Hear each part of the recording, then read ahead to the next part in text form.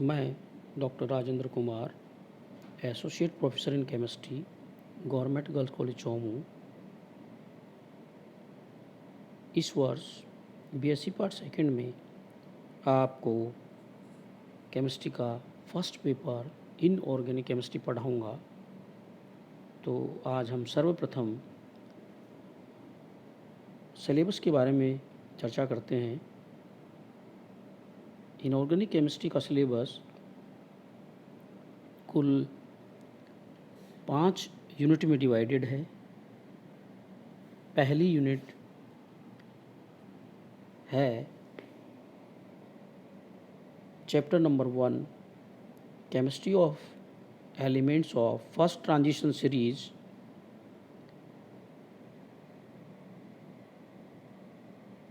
Then first unit में second chapter है chemistry of elements of second and third transition series.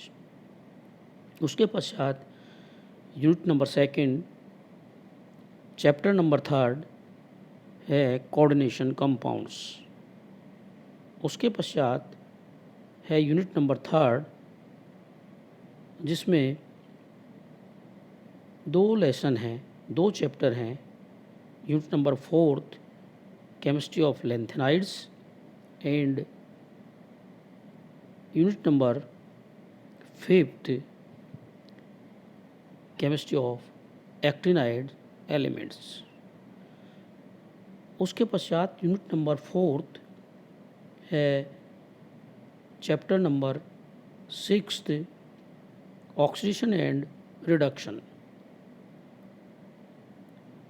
Next unit है number fifth, इसमें भी 2 chapter हैं। Number 7 acids and bases and then number 8 non aqueous solvents.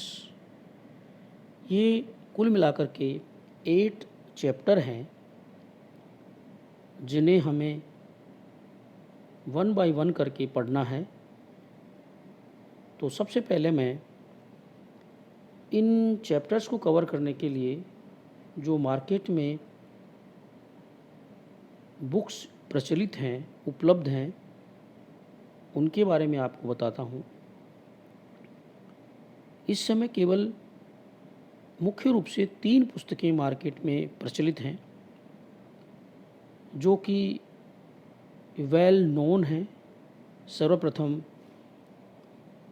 पहली book है CBH, BSc part second के लिए inorganic chemistry की है। CBH यानी कॉलेज बुक हाउस की पुस्तक। ठीक इसी प्रकार से नंबर 2 पर है RBD, Ramesh book depot, Jaipur से ये पुस्तक पब्लिश होती है। नंबर 3 पर है डॉक्टर P भागचंदानी। ये पुस्तक राइटर के नाम से ज़्यादा प्रचलित है और मार्केट में उपलब्ध है। तो आप इनमें से जो भी पुस्तक उपलब्ध हो आप ले सकते हैं। ये सभी पुस्तकें हमारे राजस्थान विश्वविद्यालय के सिलेबस को पूरी तरह से कवर करती हैं। विश्वविद्यालय परीक्षा में कुल 10 सवाल पूछे जाते हैं, प्रत्येक यूनिट में से 2 सवाल। उन 10 में से प्रत्येक यूनिट में 1 सवाल का चयन करते हुए हमें कुल 5 प्रश्नों के उत्तर देने होते हैं। आपने पार्ट फर्स्ट का एग्ज़ाम दिया होगा। इसमें यूनिवर्सिटी एग्जामिनेशन पैटर्न के बारे में आप सभी को जानकारी है। तो मैं अब चर्चा करता हूँ इसके बारे में कि ये जो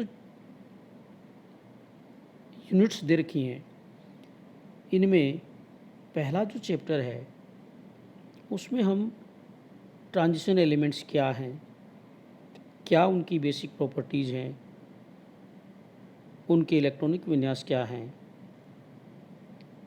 इन ट्रांजिशन एलिमेंट्स के कारण अन्य तत्वों के गुणों पर क्या प्रभाव पड़ता है, ट्रांजिशन एलिमेंट्स की जो सेकंड व थर्ड सीरीज है उसका फर्स्ट सीरीज के साथ में क्या कंपैरिजन है, क्या उनमें अंतर है, ये हम इस यूनिट नंबर फर्स्ट के दोनों चैप्टर के अंतर्गत अध्ययन करेंगे। यूनिट नंबर सेकंड में कोऑर्डिनेशन कंपाउंड्स हैं। कोऑर्डिनेशन कंपाउंड्स हम सीनियर क्लासेस में भी पढ़ चुके हैं। बहुत ही इंटरेस्टिंग यूनिट है, स्कोरिंग यूनिट है, सवाल इसमें अच्छे आते हैं, उनमें नंबर भी पूरे मिलते हैं। क्या है इसमें, वर्नर सिद्धांत क्या है, उसके बाद में उसके उपयोग क्या हैं, एक्सपेरिमेंटल वेरिफिकेशन क्या है। ठीक इसी प्रकार से जो कोऑर्डिनेशन कंपाउंड है उनकी नोमेनक्लेचर हम कैसे करते हैं, उनके नाम कैसे लिखते हैं, नाम दिया हुआ हो तो हम उसे सूत्र कैसे लिखते हैं, कोऑर्डिनेशन कंपाउंड्स में पाई जाने वाली जो आइसोमेरिज्म है, समावयवता है, वो कितने प्रकार की होती है, किस प्रकार से हम उनको एक्सप्लेन करेंगे, वीबीटी क्या है, वीबीटी से संकुल यौगिकों की ज्यामिति, उनके गुणों की, चुंबकीय गुणों की व्याख्या हम कैसे करेंगे। तो ये समस्त जानकारी हम कोऑर्डिनेशन कंपाउंड्स की ये जो यूनिट है इसके अंतर्गत उसका अध्ययन करेंगे। बहुत अच्छे नंबर इस यूनिट में मिलते हैं। उसके पश्चात यूनिट नंबर थर्ड में भी 2 चैप्टर हैं, कुछ पुस्तकों में एक चैप्टर के रूप में भी दिया गया है, वो है chemistry of lanthanide elements and next है chemistry of actinide elements. Basically इसमें भी एक्टिनाइड क्या होते हैं, लैंथेनाइड क्या होते हैं, उनकी प्रॉपर्टीज़ क्या हैं, एक दूसरे से समानताएं क्या हैं, इनके सोर्सेज क्या हैं, हम इनको सेपरेट कैसे करते हैं, ये सारी चीज़ें इसमें दे रखी हैं। बहुत सी कुछ चीज़ें हैं जो आप नहीं सीखेंगे। ट्रांस यूरेनिक एलिमेंट्स क्या होते हैं, सुपर हैवी एलिमेंट्स क्या होते हैं,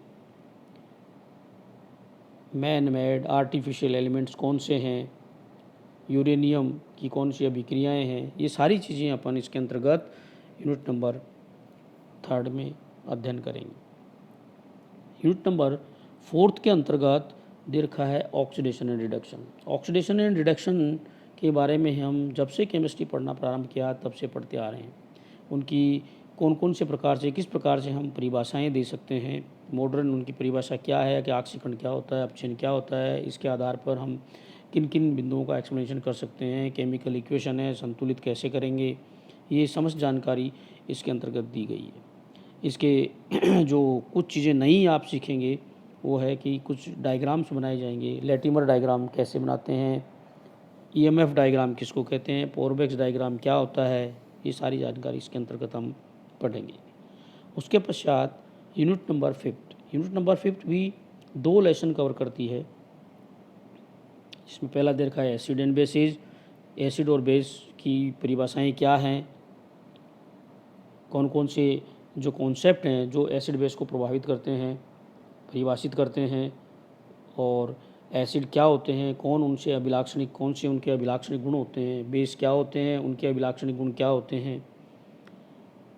इसके अंतर्गत आरएनएस कॉन्सेप्ट क्या है, लुईस कॉन्सेप्ट क्या है, ब्रोंस्टेड लोरी कॉन्सेप्ट क्या है, लक्स फ्लड कॉन्सेप्ट क्या है, और किन किन अभिक्रियाओं को हम इस एसिड बेस के अंतर्गत एक्सप्लेन कर सकते हैं। ये यूनिट भी आपकी बड़ी महत्वपूर्ण है, क्योंकि जैसे ही अपन पार्ट सेकंड से पार्ट थर्ड में जाएंगे तो इनऑर्गेनिक केमिस्ट्री का जो फर्स्ट पेपर है उसके अंदर थर्ड ईयर में आपको पुनः एसिड बेस के बारे में अध्ययन करना है, और उस एसिड बेस के अंतर्गत इसकी यूटिलिटी दे रखी है, उसके उपयोग ज़्यादा हैं। अम्ल क्षार की जो अभिक्रियाएँ हैं उनको हम कैसे एक्सप्लेन करेंगे। उसके बाद अंतिम जो चैप्टर है इसका वो है नॉन एक्वस सॉल्वेंट, यानी अजलीय विलायक। जो सॉल्वेंट हैं, जल नहीं है लेकिन जल के समान पदार्थों को अपने में घोलने की क्षमता रखते हैं, को हम अजलीय विलायक कहते हैं, जैसे लिक्विड अमोनिया, सल्फर डाइऑक्साइड इत्यादि। तो इस प्रकार से ये जो सिलेबस है इसमें 1 बाय 1 करके हमें इन चैप्टर्स का अध्ययन करना है। थैंक्स।